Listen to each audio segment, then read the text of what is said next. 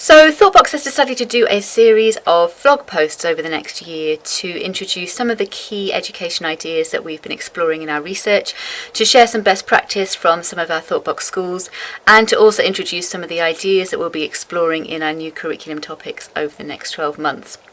So in this first session, we wanted to start exploring and introducing some very simple techniques that teachers can use in the classroom to support the well-being of children. What we look at in Thoughtbox is a systems thinking approach to young people's well-being. So we look at whole systems. We look at what some of the causes are for the mental health overwhelm that young people are experiencing right now. And we look at how to use life skills to develop resilience to prevent many of these uprisings of mental health anguish developing in the first place. So we look with our research at some of the sustainable education practices that do really focus on whole intelligence and whole well-being. Young people right now are going through very difficult times. All of us are in many ways. The world is very uncertain, and in particular for young people, they are having to deal with an overwhelm of uncertainty, with big questions that are coming up in their daily lives that they don't really have any answers to, because many of these big questions simply don't have answers that can be shared.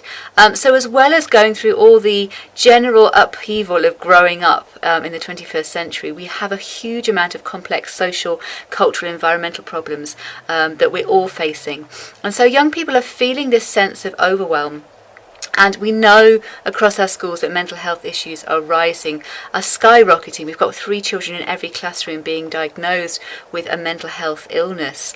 This can be anything from anxiety to depression with a small d or a capital D. And we have a large range of approaches that schools are now using to support children. We've got meditation and mindfulness and exercise, and looking at ways to encourage children to be feeling more centered. But what we need to also start thinking about is finding ways to support what they're going through right now and help prevention in the future. When we think about what education is for, it's primarily about helping young people to understand the world around them and to find their place within it. When you have a global environment, as we do right now, that is so uncertain, and when the future of our young children is uncertain, how do we then balance that with an education that is often looking for black and white, right or wrong, simple answers? The reality is, as we know, the world is very complex, and what we're moving into with issues such as a climate crisis, such as political upheavals, such as mental health from social media overuse, the complexities here are too much to just have very simple answers to. But more important than finding answers to questions where there aren't any is asking the questions in the first place. We've got to start giving young people the opportunity to be exploring some of these big issues in safe spaces.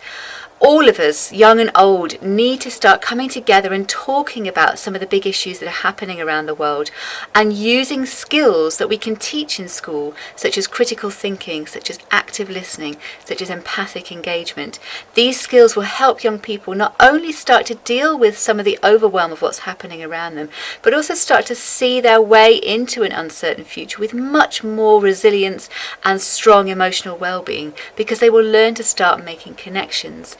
A lot of the research that we'll share in another post looks at connected learning and what that actually means for a young person's overall well-being, when they can start to connect the dots on some of the issues happening around the world, but also find a wider connection to themselves and their own emotions.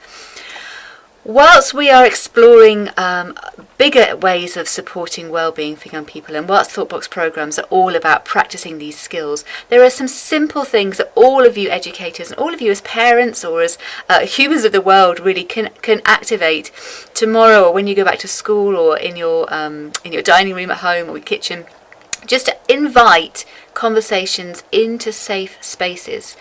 So what, firstly, is a safe space? Well, ideally, a classroom should be a safe space for children to feel that their voices can be heard, that they are listened to without judgment, with honesty and openness, and that they can share some of the issues that they are worried about, that they are concerned about, that they are not finding places to talk about.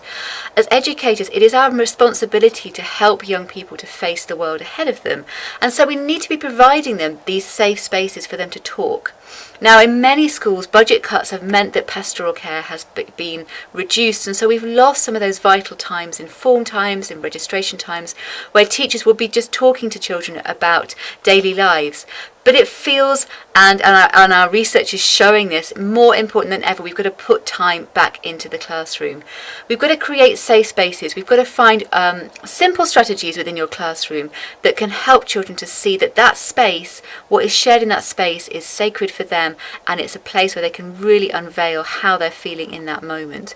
So some of the schools we work with, we do a training on this, work a class charter to agree how to talk about issues. We think about respectful listening and taking it in turns. So having a way of creating that safe space is a really important part of the process, and inviting children into that, so letting them feel that they are creating in the classroom a space that is open and honest, but it's also a space where they can share and feel vulnerable.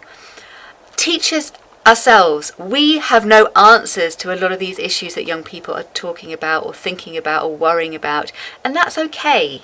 We don't know the answers, and that's okay. Actually sharing with young people that we don't know either, and we're concerned either, is a really valuable part of empathy building within that classroom space. And so having yourself as a facilitator of discussions rather than a teacher in these scenarios is really important. You are not there to give young people the answers to the questions or the worries that they have. You are there to open a space for them to talk about these big issues and listen to other people. So within these spaces, you will undoubtedly have a wide range of opinions. You will have cultural and social opinions coming through. But it's incredibly important that we are developing our young people's skills of being global citizens, of being open to the very different approaches that we all have of dealing with what's going on around the world. There will be very different and contradictory views about some of the issues that are happening. But by developing these safe spaces and showing children how to be respectful to difference, it's a vital skill for helping them not only deal with what's going on right now by talking about it, but looking ahead at how to work with controversy, with difference, with changes of opinions or difference of opinions in the future. So a lot of the work that ThoughtBox is doing in schools is providing curriculum which helps you to talk about these controversial issues, these big issues that are happening, and develop these life skills at the same time. And also training to support teachers in how to create these really safe spaces in the classroom. But beyond that training, beyond the programs, there are things that you can do tomorrow to just open up the space. And the most important one is to invite the question. We have a myriad of issues going on in the world right now, and there's some really exciting elements coming through of how people are reacting and responding to some of the seemingly crisis moments.